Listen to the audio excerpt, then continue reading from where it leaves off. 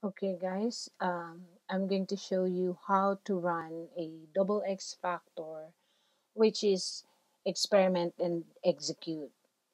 This is a very new ad account under one of my clients, and first thing is wala pa siyang audience, so I have to create an audience first. And of course, yung kanyang website is already running for a long time. Yung kanyang uh, page is also creating engagement for years. And from there, doon ako gumawa ng custom audience. And I have videos that you can watch para gumawa ng custom audiences.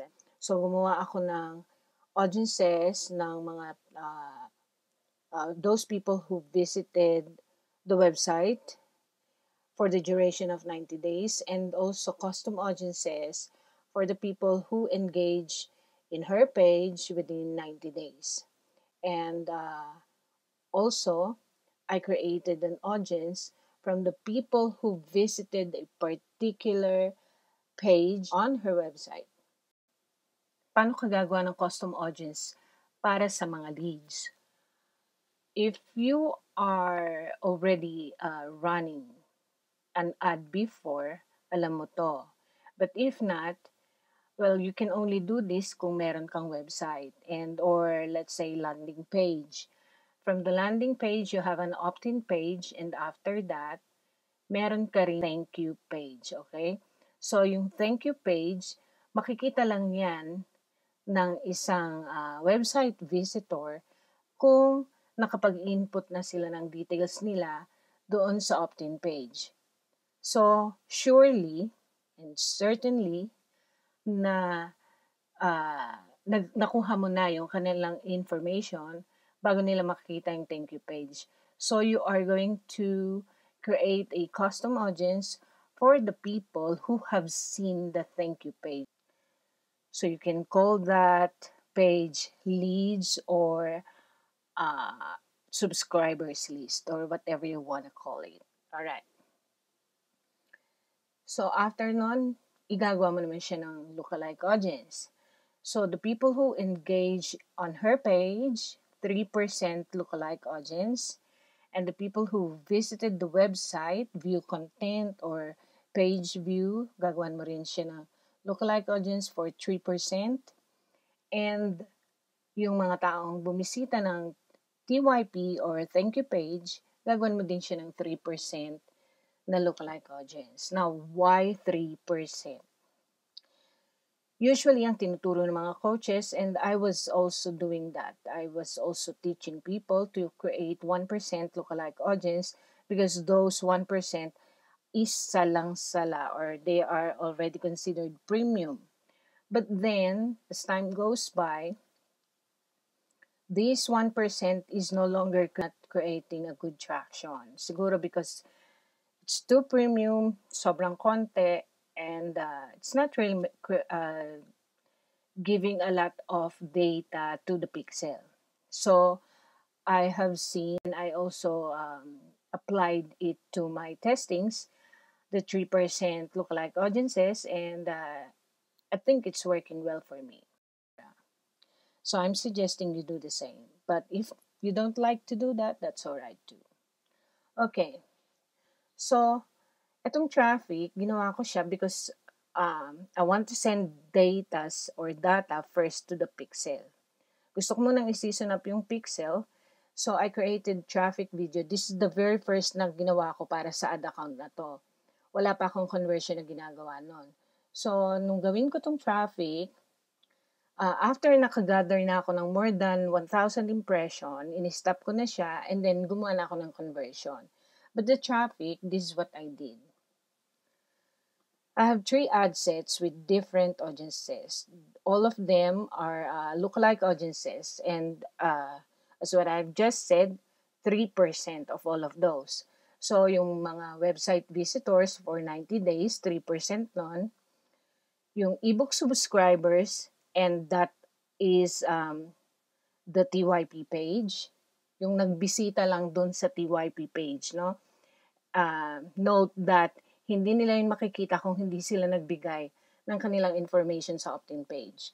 And then yung mga tao na nag-engage doon sa page, Facebook page, for 365 days. You can choose whatever. I just chose 365 because this ad account has no audience at all. Walang traction, walang data pa.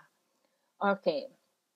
And hindi niya na-access yung assets ng main ad account because this one is a dummy account. Ginawa lang namin to so that I can do the testing over here. Kung may mangyari man, safe yung main ad account.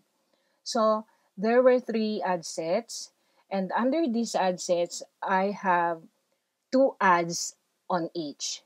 So, overall, I have 6 ads. Because under one ad set, under nito, I have video 1 and video 2. Okay, tinest ko yung video 1 and then yung video 2. So, dito, ang magandang performance dun sa website visitors is yung video 1. Under the ebook subscribers, and they are very konti, no? Tatatlo lang yung nagpunta dyan from the audiences ng ebook subscribers, tatatlo yung bisita doon sa landing page. And under this, there are also 2 videos. At ang gumagana lang din, or ang may maganda rin na performance is yung video 1. Okay, and under the page engagement, the lookalike audience from the page engagement, there were 9 people who visited the landing page, and there are also 2 videos that I have put in here to test, and the one that's working well is also video 1. So, looking at the data that we have gathered, it looks like video 1 is performing really, really well. So, we can just use the video 1, but then I still wanted to test because it's a different variable.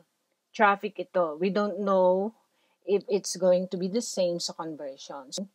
I did a conversion testing using all the elements from the traffic. Just duplicated it and then niran ko siyang conversion. So, this is the one that I'm testing. Ito kasi wala pa tong laman. Anyway, under conversion, which is the testing that I created for 3 days, I tested the 2 videos ulit, no? So, under here, I put 600 daily budget for under campaign budget optimization. Kasi, there were 3. There were 3 ad sets. So, basically, 200 each sila. But the campaign budget optimization is working on an ad that is performing well. Kung ano yung ad na magandang performance, doon niya dinadala yung budget. So, this is really good when you're doing testing kasi you don't have to monitor it because the campaign budget optimization is the one who's going to do that for you. That's why it's called optimization. Anyway, so I did this conversion testing with the 2 videos. There were 3 ad sets again, and same audiences from the traffic one na ginawa natin. And then under these 3, ganun din. I have 6 videos. And over here, ang may pinakamagandang performance is yung video 1. Same as dun sa traffic. And both video 1, that's why the rest of the ad, tinurn off ko na, no? So, para yung budget dito, magamit lahat, itong budget na to, magamit dito sa good performing ad. So, ganun po yung pag-test double X factor. Ganun ang pag-test niya. So, under each ad set, let's say for example, itong isa. yung mga ebook subscribers or yung email list nyo, under one campaign, I have three ad sets. And then under each ad set, I have two ads. Okay? Yung video 1 and then yung video 2.